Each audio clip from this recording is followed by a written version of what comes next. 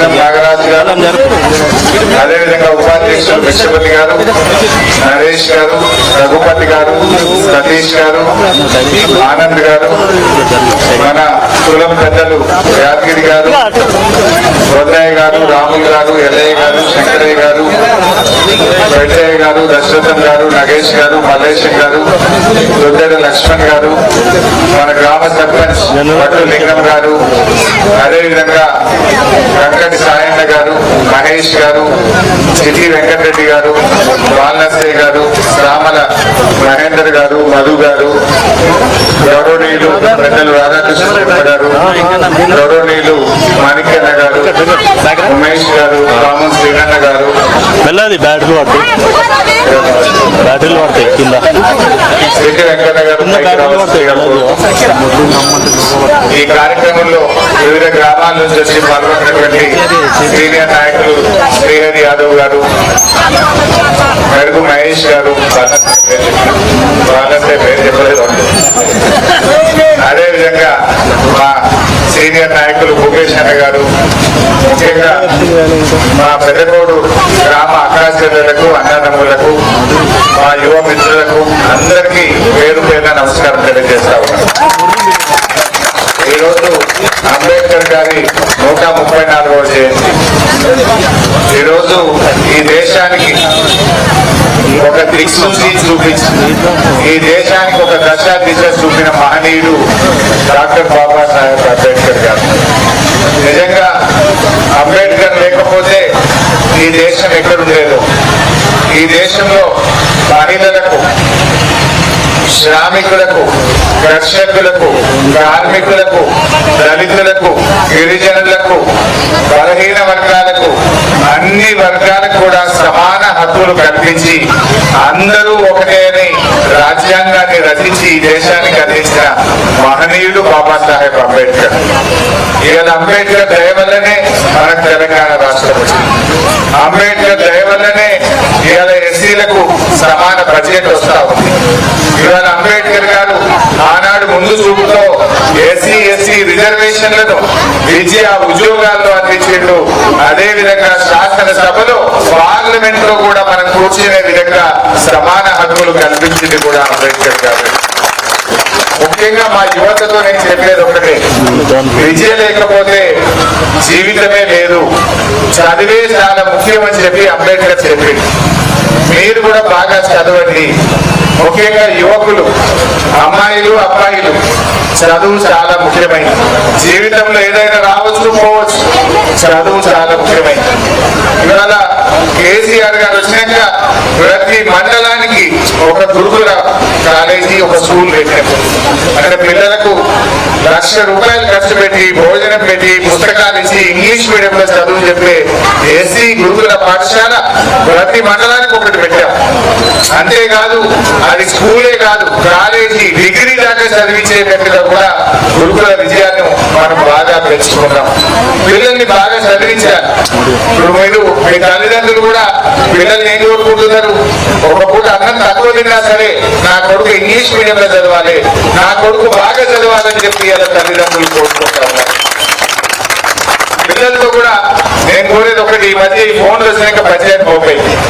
ఆ ఫోన్లలో ఏదో ఆన్లైన్ గేమ్లక, బెట్టింగ్లక, ఇంకేదో రెమ్మీ గేమ్లక, ఇంకేదో గేమ్లు ఆడుతున్నారట.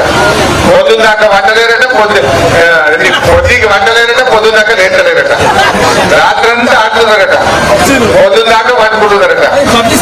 పబ్జీయా? ఏ పబ్జీలు గిబ్జీలు కనుక్కోండి. దయచేసి ఈ ఆన్లైన్ గేమ్లు, రెమ్మీలు, ఈ తాగుడు, గంజాయిలు, గుడుంబాలు బంద్ చేయాలని మా తమ్ముళ్ళకి నేను దండం పెట్టి కోరుతా ఉన్నా.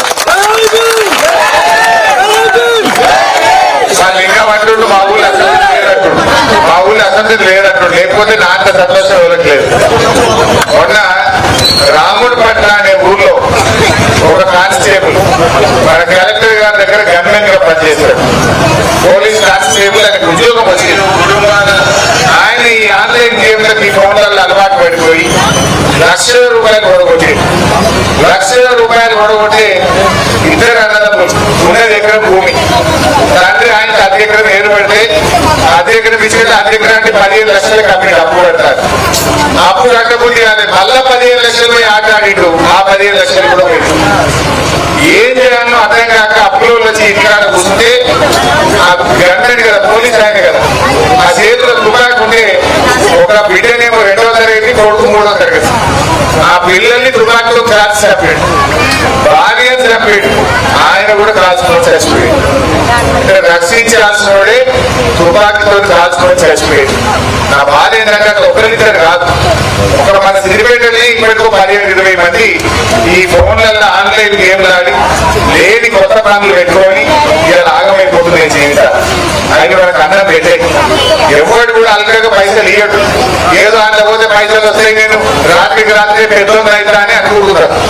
ఏ గేమ్లు కడుపునిపోయి ఏ గేమ్లు ఎవరు కూడా మనకు పైసలు ఇవ్వడానికి ఆట పెట్టాడు, వాడు సంపాదించి నీకు పెట్టాడు, మనల్ని పొందబెట్టడానికి మన కథ చేయడానికి మన పైసలు చూసుకోవడానికి పెట్టాడు. వాటిని నమ్మకుండ్రి, అటువంటి పిలిచి ఆటలలో పోకుండా కష్టాన్ని నమ్మండి. అంబేద్కర్ ఆనాడు చీకటితో దీపం పెట్టుకొని చదువుకున్నాడు, వీధి దీపాల కింద చదువుకున్నాడు, ఒక్క పూటకు తినైనా సరే అన్నం లేకపోయినా చదువుకున్నాడు, అమెరికాకు పోయి చదువుకున్నాడు, కష్టపడ్డాడు. ఈ దేశానికి ఒక దారి చూపినటువంటి మహనీయుడు డాక్టర్ అంబేద్కర్ గారు. అంబేద్కర్ మాటలు నడవండి. ముఖ్యంగా ఆడపిల్లలు మగపిల్లలైన తేడా వద్దు, మగపిల్లలైన ఆడపిల్లలైనా చదవండి, బాగా కష్టపడండి, జీవితంలో పైకి ఎదగండి.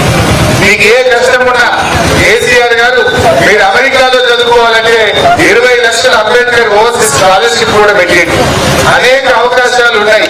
చదువు మీ జీవితాన్ని మారుస్తుంది. మీ అమ్మ నాన్నలు తలెత్తుకొని నా కొడుకు ఉద్యోగం వచ్చిందని నువ్వు పెట్టినా పెట్టకపోయినా అవసరం లేదు, కానీ నువ్వు గుణవంతుడు అయితే, నువ్వు బుద్ధివంతుడు అయితే, నువ్వు జీవితంలో నిలబట్టే నీ తల్లిదండ్రులు కడుపు నిండినంత సంతోషపడతారు. అందువల్ల యువతతో నేను మళ్ళీ కోరుతున్నా, ఏ ఊరికి పోయినా నాకు ఇదే వస్తున్నది. బాగా ఈ గేమ్లు ఆడుతున్నారు, ఉన్న అద్దెకరం ఎకరం తల్లిదండ్రులు కష్టపడి సంపాదించిన భూములు అప్పులు కట్టుడు ఆగమవుడు చూస్తా ఉంటే నాకు ఎంతో బాధ అవుతా ఉంది. ఇదేదో కొత్తగా ఈ ఫోన్లు పట్టుకొని ఆగమాగం అవుతుంది. దయచేసి ఈ ఫోన్ల పనిచేయకూడదు, చదువు మీద దృష్టి పెట్టండి, బాగా కష్టపడండి, పైకి రండి. మన సిరిపేట వెళ్తాం. మీరు ఏ చదువు చదువుతామంటే ఆ కాలేజీ ఉన్నది, మీరు డాక్టర్ చదువుతామన్నా కాలేజీ ఉన్నది, మీరు బీ ఫార్మసీ చదువుతామన్నా ఉన్నది, బిఎస్సి నర్సింగ్ అన్నా ఉన్నది, మన దగ్గర బిఎస్సి అగ్రికల్చర్ ఉన్నది, మనకు పీజీ కాలేజ్ ఉంది, ఎంబీఏ కాలేజ్ ఉంది, ఇంజనీరింగ్ కాలేజ్ ఉంది, అన్ని కాలేజీలు కూడా పాలిటెక్నిక్ కాలేజీలు కూడా పెట్టారు. మీరు ఏ చదువు చదవాలన్నా విజయ అందుబాటులో ఉంది, చదవండి. మీకు ఇంకేదైనా అర్థం కాకపోయినా కష్టం వచ్చినా నన్ను కలవండి, నేను మిమ్మల్ని కాపాడుకుంటా, మీ అందరినీ కూడా నిలబెట్టుకుంటా. మనం అంబేద్కర్ ను ఆదర్శంగా తీసుకుందాం. ఆయన చేతిలో ఒక చేతిలో రాజ్యాంగం ఉంది, ఇంకొక చేతిలో ఏలు మనకు చూపిస్తున్నాడు. ఏంటి ఆ ఏలు? నీకు మార్గదర్శకం చేస్తున్నాడు. ఈ బాటలో నడువని చెప్పడానికి ఆ విగ్రహం పెట్టుకున్నాం. విగ్రహం పెట్టుకోవడం గొప్ప కాదు, ఆయన ఆలోచన అమలు చేయండి, ఆయన చూపిన దారిలో నడవండి. ఆయన మార్గ నిర్దేశకాన్ని మీరు పాటించినప్పుడే ఆ విగ్రహాన్ని పెట్టుకున్నందుకు సార్థకత అని చెప్పి నేను మనం చేస్తాము. మీరు కష్టాన్ని నమ్మండి. ఒక అమ్మాయి మన సిద్దిపేటలో డబుల్ బెడ్రూమ్ ఇల్లుగా తీసుకునేది, అమ్మాయి పేరు మర్చిపోయాను, ముస్లిం అమ్మాయి. ఆ అమ్మాయి పేద అమ్మాయి, ఇల్లు లేకపోతే మనమే డబుల్ బెడ్రూమ్ ఇల్లు కట్టిస్తే అందులో ఒకటి పెళ్లి అయింది అమ్మాయి. భర్తనేమో ఆటో నడుపుతాడు. ఆ ఆడపిల్ల బాగా చదివింది ఒకేసారి 5 ఉద్యోగాలు పెట్టింది గవర్నమెంట్. 5 ఉద్యోగాలు వచ్చినాయి. ఎలా చేయాలని అర్థం కాదు. డబుల్ బెడ్రూమ్ ఇళ్లలో కూడా రాత్రి పగలు చదివిన నాకు 5 ఉద్యోగాలు వచ్చి ఎంత చేయమంటామని 5 కాగితాలు పట్టుకొని వచ్చింది. 5 దేంట్లో చేయమంటామంటే ఆమె లెక్చరర్ ఉద్యోగం చేయమ్మా, నువ్వు నీలాంటి లెక్చరర్ ఉద్యోగం చేస్తే ఇంకో 10 మంది నిన్ను చూసి నువ్వు సర్వీస్ లో బాగుపడతానని చెప్పి ఆ ఉద్యోగంలో చేర్పించారు. అంత అవకాశం ఉంది. మన నర్సాపూర్, ఈ సిరిపేట పక్కన నర్సాపూర్ ఉంటుంది, ఒక ఆయన బట్టలు కుట్టాడు, ఆయన పేరు శేఖర్. బట్టలు కుట్టాడు, వాళ్ళ భార్య బట్టలు, ఇద్దరు బట్టలు కుట్టాడు. 4 ఆడపిల్లలు, మొదటి బిడ్డ ఆడపిల్ల, రెండవ బిడ్డ ఆడపిల్ల, మొగోడు ఉండకపోతున్నాడు. మళ్ళా 3వసారి కంటే కవలలు కుట్టింది 2 ఆడపిల్లలు, 4 ఆడపిల్లలు కుట్టారు. అప్పుడు బాధపడ్డారు కానీ ఇప్పుడు సంతోషపడ్డారు. ఏమైందంటే 4 కష్టపడి చదివిండ్రు, నలుగురికి డాక్టర్లే. అమ్మ నాయన బతుకుంటారు రియాలిటీ కూడా. ఇప్పుడు పెద్ద బిడ్డ చేసి నౌకర్లో చేరింది, రెండో బిడ్డ ఈ సంవత్సరం అయిపోతుంది, మూడో నాలుగో వాళ్ళకి ఇక్కడ రెండేళ్ళు అయితే చదువు అయిపోతుంది. ఎంత అదృష్టవంతులు ఆ తండ్రి.